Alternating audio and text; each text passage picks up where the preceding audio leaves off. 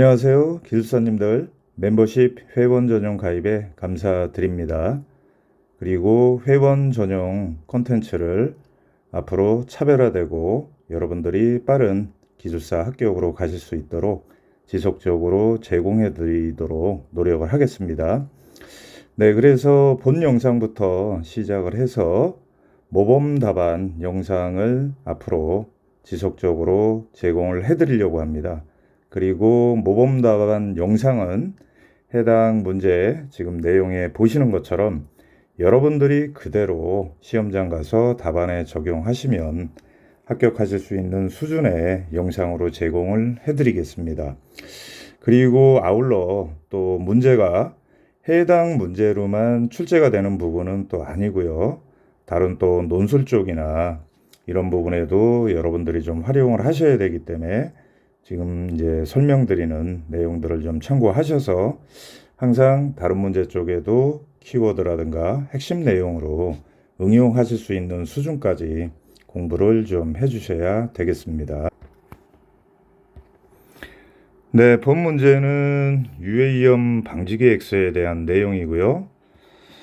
상당히 중요한 부분입니다. 그리고 또 기출도 됐던 문제고요.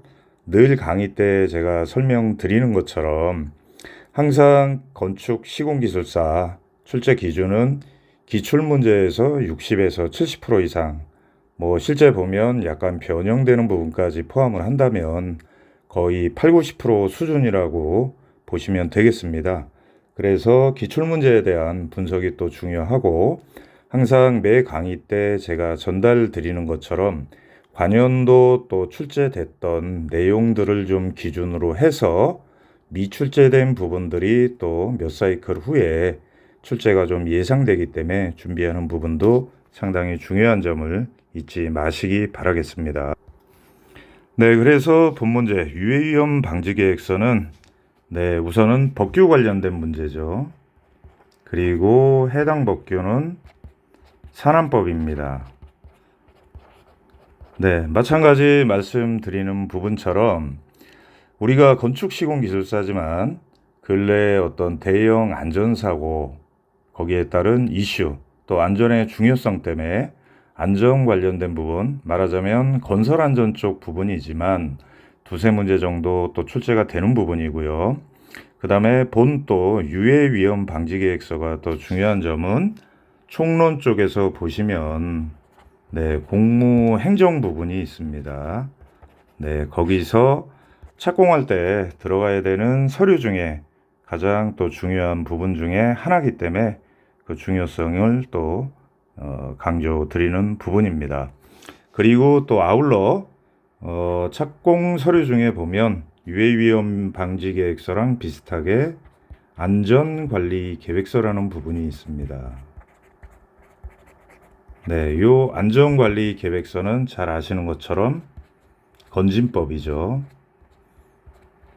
마찬가지 안전관리계획서에 대한 내용도 유해위험 방지계획서랑 거의 비슷한 수준으로 자주 출제가 되는 부분이기 때문에 마찬가지 또 준비를 하셔야 되고 기회가 되면 또 해당 문제에 대한 모범 답안의 영상도 제가 또 올리겠습니다. 그리고 여러분들이 또 공부하실 때는 유해위험 방지계획서와 지금 말씀드린 안전관리계획서를 두 개를 비교표로 해서 정리해서 서브노트로 만드셔서 공부하는 부분도 상당히 중요한 부분이니까 꼭 잊지 마시기 바라겠습니다. 그리고 전체적인 문제 해설 전에 또 한 가지 설명을 좀 드리면 지금처럼 본 문제는 법규 관련된 문제라고 제가 했죠. 그래서 요 법규 관련된 문제에 대한 부분은 대제목 설정은 거의 공통적이라고 보시면 되겠습니다. 그래서 지금 보시는 것처럼 1번 정의라고 하기보다는 법이기 때문에 개요라고 작성하는 게 좋을 것 같아요. 그래서 내용에 보시는 것처럼 법령에 나와 있는 그 법에 적용하려는 목적, 취지, 그런 내용들로 적어주시면 되겠습니다. 그래서 유해위험 방지 계획서는 네, 사업주가 근로자의 안전, 보건, 유지를 위해서 일정 규모 이상 건설공사죠. 할 때 사전 안전성 검토인 유해위험 방지 계획서를 작성하고 제출해야 된다. 네, 물론 제조업 관련된 부분에도 유해위험 방지 계획서 제출 대상이 있습니다. 하지만 우리는 건축 시공기술사고 건설 쪽이기 때문에 제조업 관련된 부분은 잊어버리셔도 되고요. 굳이 답안에 언급할 필요가 없다는 내용이죠. 네, 그 다음엔 또 공통적인 이제 대제목 2번 쪽으로는 법규에서 정하고 있는 작성, 제출 대상에 대한 부분으로 서술 해주시는 부분이 중요하겠습니다. 네, 그리고 마찬가지죠. 지금 법규에 나와 있는 부분들을 글로 쓰는 것보다 뭐 인터넷이나 뭐 여러 가지 많은 정보들도 보셨겠지만 지금 보시는 것처럼 좀 시험관들이, 채점관들이 보기 편하게 좀 다른 분들과 차별화가 돼서 그래픽하게 이렇게 설명해 주시는 게 바로 고득점 차별화 답안의 비법이고 채점관들의 관심을 끌어서 좀 더 긍정적으로 여러분들한테 1점이라도 더 줄 수 있는 그런 답안을 만들 수 있는 팁이니까 잊지 마시기 바라겠습니다. 그리고 또 공부할 때도 도움이 되는 거죠. 글로 하는 것보다 지금처럼 그림으로 그린다면 암기라든가 여러분들의 기억 속에 남는 부분도 상당히 또 효과적인 측면이 있습니다.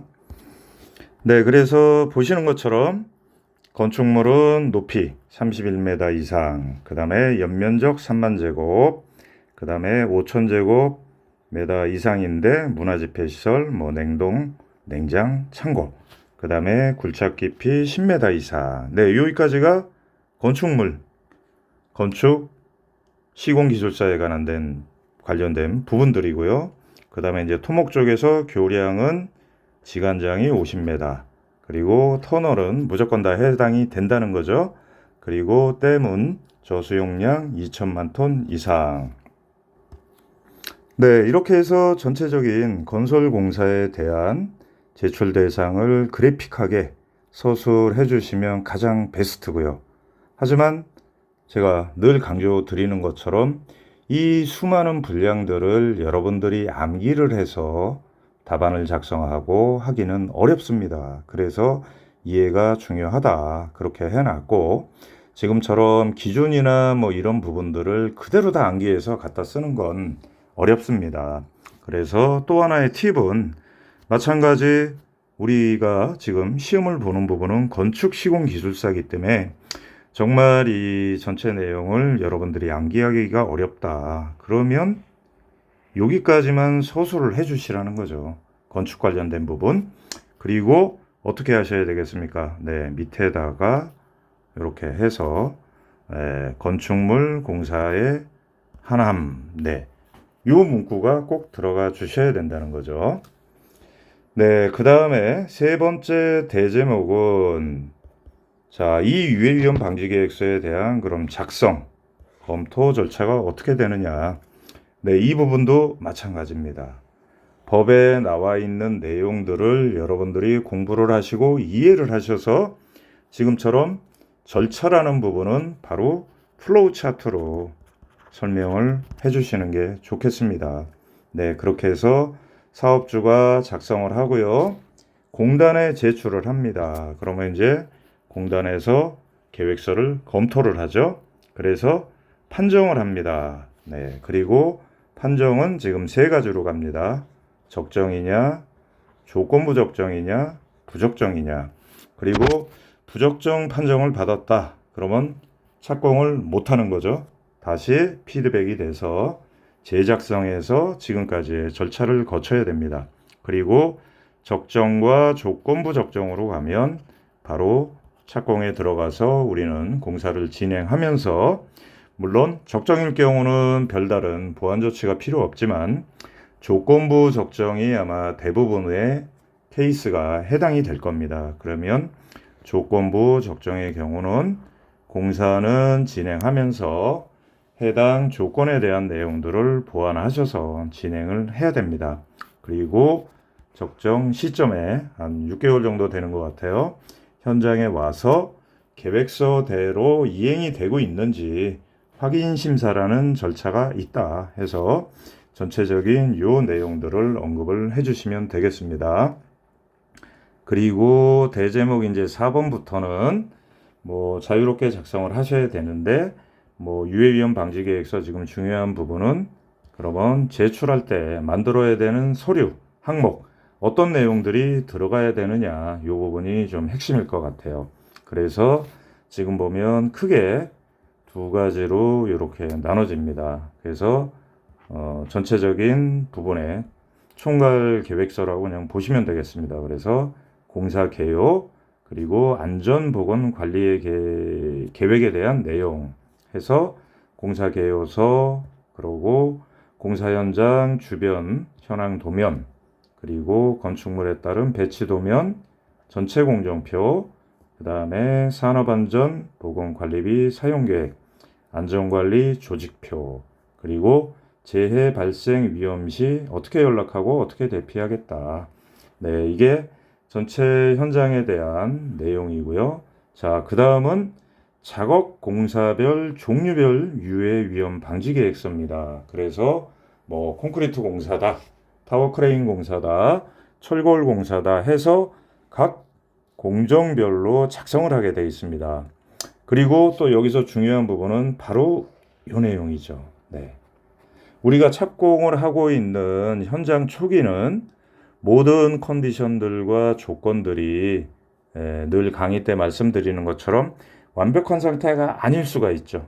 그리고 공사가 좀 진행되면서 점진적 상세화가 돼서 계획도 상세화가 되고 그렇게 될 수 있기 때문에 지금 법에서도 전체 현장 위에 보시는 것처럼 착공하는 시점에 모든 전체 공사에 대한 계획서를 다 제출해라. 그게 아닌 거죠. 그래서 전체적인 현장이 착공을 하고 운영에 따른 말하자면 총괄 안전관리계획서에 대한 내용은 들어가줘야 되는 거고 그 다음은 나머지 공정별, 작업공사 종류별에 따른 세부 유해위험 방지 계획은 해당 공사가 착수할 때 15일 이전에 별도로 또 제출해라 이렇게 돼 있다는 거죠.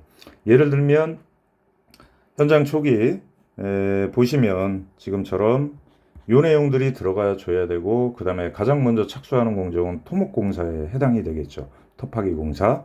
네, 그렇다면 이거와 지금 작업공사별 중에 토공사, 흙막이에 대한 내용은 필수적으로 들어가야 되겠죠. 그리고 토공사가 만약에 대형 현장이다. 한 1년 정도 걸린다. 그 이후에 지하 굴착전면이 나오고 그 다음부터 콘크리트 공사부터 시작이 된다.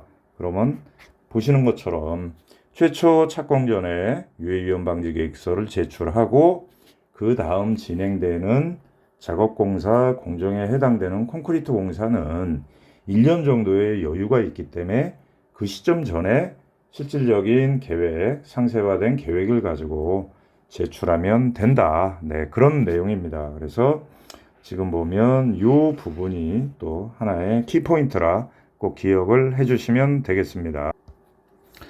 네, 그리고 아울러 처음 설명드린 것처럼 요즘 어떤 이제 사회적인 이슈가 생기고 또 그렇게 되면 정부에서는 관련되는 또 법령들을 또 개정하고 신설합니다. 그러다 보니 또 하나의 실제 트렌드는 법규 관련된 문제들이 또 한두 문제씩 또 출제가 되는 부분입니다. 그래서 이것도 대비는 마찬가지입니다. 현재 사회가 어떻게 바뀌고 또 신규 개정되는 우리 건설 현장과 우리 또 시공과 밀접한 관계가 있는 또 그런 법령들이 뭔지 예의주시를 하셔야 된다는 거고요. 그 다음에 지금처럼 법규 관련된 부분은 상당히 대비하기가 어렵습니다. 지금까지 설명드린 것처럼 해당 법규에 나와 있는 법의 목적 취지 그리고 적용 대상 그 다음에 법규에서 정한 절차 뭐 거기에 첨부되는 서류, 또 플러스 제출 대상이나 이런 데 보면 예외 대상도 있어요. 요거까지 좀 알아두시면 좋겠고요. 해당되는 내용들을 여러분들이 정확하게 암기를 하시고 답안을 작성을 하셔야 되기 때문에 상당히 좀 어려운 부분입니다.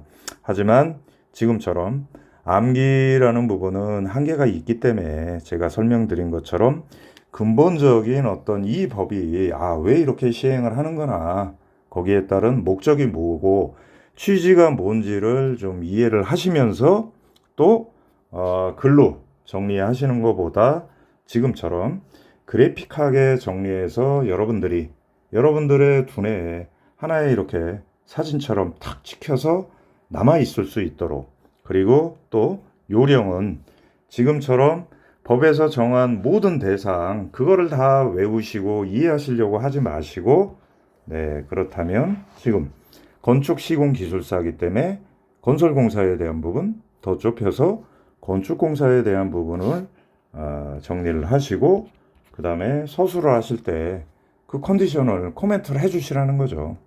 건설공사 중 건축공사의 하남, 이런 부분들. 아무튼 긴 시간 관련되는 내용 설명 들어주셔서 감사하고요. 앞으로 이렇게 지속적으로 모범 답안에 대한 영상들을 올려드리겠습니다.